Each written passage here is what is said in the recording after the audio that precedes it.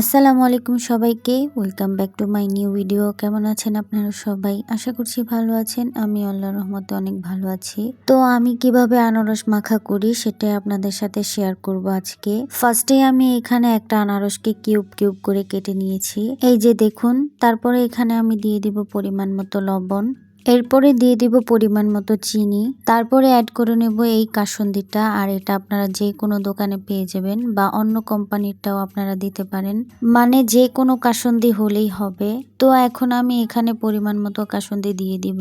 আমার বাবাকে সবসময় দেখেছি যে আমাদের ঘরে কারো ঠান্ডা লাগলে তখনই বাবা কাসুন্দি এনে দেবে, আর কাসুন্দি খেলে নাকি ঠান্ডা কমে যায়। আর আমাদের ঘরে এই কাসুন্দিটা সব সময়ই থাকবে। তো যাই হোক, এরপরে আমি দিয়ে দিব ঝালের জন্য মরিচ। এখানে আমি আগে থেকেই শুকনো মরিচটা পুড়িয়ে রেখে দিয়েছিলাম।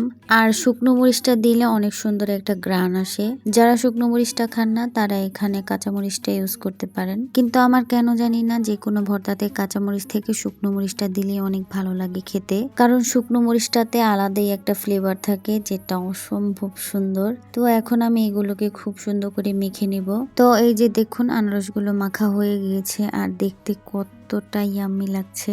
ভয়েস দিতে গিয়ে এখন আমার এই ভর্তাটা দেখে খেতে ইচ্ছে করতেছে, মানে কেমনটা লাগে এখন। তো যাই হোক, নিজেকে অনেক কষ্ট করে সামলে নিয়েছি। এই যে দেখুন আমার আনারস মাখার ফাইনাল লুক কেমন হয়েছে অবশ্যই কমেন্টে জানাবেন।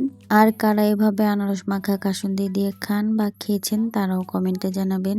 আর এই ভর্তাটা খেতে মাশাআল্লাহ অনেক বেশি মজা হয়, আপনারা বাসায় ট্রাই করতে পারেন। তো আজকের জন্য এতটুকুই, দেখা হচ্ছে আবার কোনো নেক্সট ভিডিওতে। ততদিন ভালো থাকুন, সুস্থ থাকুন, আল্লাহ হাফেজ।